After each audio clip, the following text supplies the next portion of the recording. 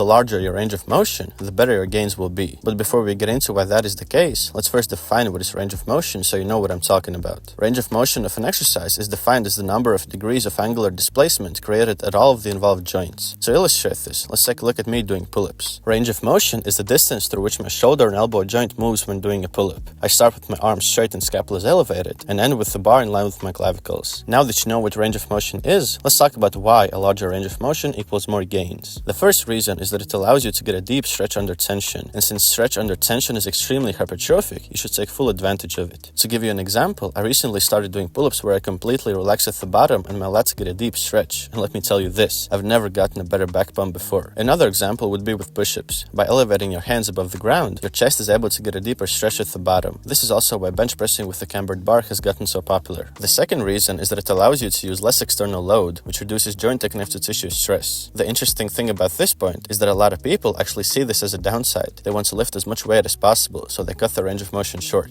The problem is that your muscles don't really care how much weight you're using. They only care about the stimulus that you're imposing on them. So if using a larger range of motion with less external load means that you can get the same amount of stimulus, it's obviously the best choice from a muscle building and injury prevention perspective. To illustrate this, tell me which one of these pull-up techniques will allow you to lift more weight. The first one, since there's no stretch at the bottom and the eccentric is much faster. But even though you're able to lift more external load using the first technique, the stimulus that your muscles receive is about the same. So if your goal is to build a bigger back, the second technique will be more beneficial for you, considering that it's just as stimulative, but much less stressful on your joints and connective tissues. It may be even more stimulative, but at the very least, it's just as stimulative and less fatiguing, so the stimulus to fatigue ratio is higher. The third reason is that it activates more motor units. Motor units are groups of muscle fibers with one nerve attached to them that tells them to turn on, and the more of them you can activate, the more growth your muscles will experience. To illustrate this, compare doing an isometric push-up hold, half rep push-ups, and full range of motion push-ups. The isometric hold will build the least muscle because you're activating very few motor units, since the range of motion is simply non-existent. Half rep push-ups will build more muscle, but not as much muscle as possible because again, you're not activating all motor units since the range of motion is so small. However, full range of motion push-ups will build the most muscle because you're activating the most motor units by moving through the entire range of motion. The fourth reason is that it can train more muscles at once. For example, if you lock out your arms in push-ups, besides training your chest, you're also training your triceps, since the primary function of the tricep is the extension of the elbow joint. This is also the case for dips and pike push-ups. On the other hand, if you're doing pulling exercises like pull-ups and rows, the closer you pull your hands to your body, the more you activate your biceps, since the primary function of the bicep is the flexion of the elbow joint. The fifth reason is that by using full range of motion, it's easier to track your progress. If you always do partials, how can you be certain that you're progressing? Maybe you're just decreasing the range of motion even further, which allows you to do more reps or lift more weight and makes you feel like you're getting stronger, when in reality, you're just deceiving yourself. In most cases, a full range of motion equals a standardized range of motion, which means that you'll be doing the same range of motion every time, meaning that if you're able to do more reps or lift more weight, you can be certain that you're making progress. Believe it or not, even though a large range of motion has all these benefits, it's not a religion. There are times where it should be avoided, which is what I'm going to discuss now. The first reason why you might want to avoid a large range of motion is if you're training for strength. If you're a street lifter and your goal is a 100 kilogram dip, you're probably not going to keep your chest up and go as deep as you can. You're just going to use the range of motion that's necessary for your dip to count in the competition, which is not the best from a muscle growth perspective, but that doesn't matter since it's not your goal. In this case, you can do full range of motion dips when you're in a hypertrophy phase, but when you're building strength for competing, you should use the range of motion that you're going to use in the competition. The second reason why you might want to avoid a large range of motion is if when you're doing it, the target muscle isn't a limiting factor. If you're doing dips to target your lower chest, but your triceps always give out before your chest, you might want to skip the lockout so that you're able to stimulate your chest more without the triceps tiring out. If you do this, make sure that you train your triceps with other exercises so they don't get left behind. And the third reason why you might want to avoid a large range of motion is if you get a better stimulus to fatigue ratio doing so. This is quite rare, but if doing full range of motion hurts your joints or just doesn't stimulate your muscles as much as partial range of motion, you can feel free to use partial range of motion. So in this video, let's conclude everything we just talked about. In most cases, a larger range of motion equals more gains. Why? The first reason is because of the stretch under tension, which is extremely hypertrophic. Think of relaxing in the bottom of a pull-up. The second reason is because you don't have to use as much external load. You can get the same amount of stimulus or even higher while lifting less weight, which can drastically reduce joint and connective tissue stress. The third reason is because it activates more motor units, which are groups of muscle fibers with one nerve attached to them that tells them to turn on. And the more of them you can activate by moving through a larger range of motion, the more growth your muscles will experience. The fourth reason is because more muscles can be trained at once. For example, by locking out your arms in push-ups, you're not only training your chest, but also your triceps, since the primary function of the tricep is the extension of the elbow joint. And the fifth reason is because it makes it easier for you to track your progress. If you always do partials, you can't be sure that you're progressing because you may just be decreasing the range of motion even further, but if you always do full range of motion, you can be certain that you're making progress and not deceiving yourself.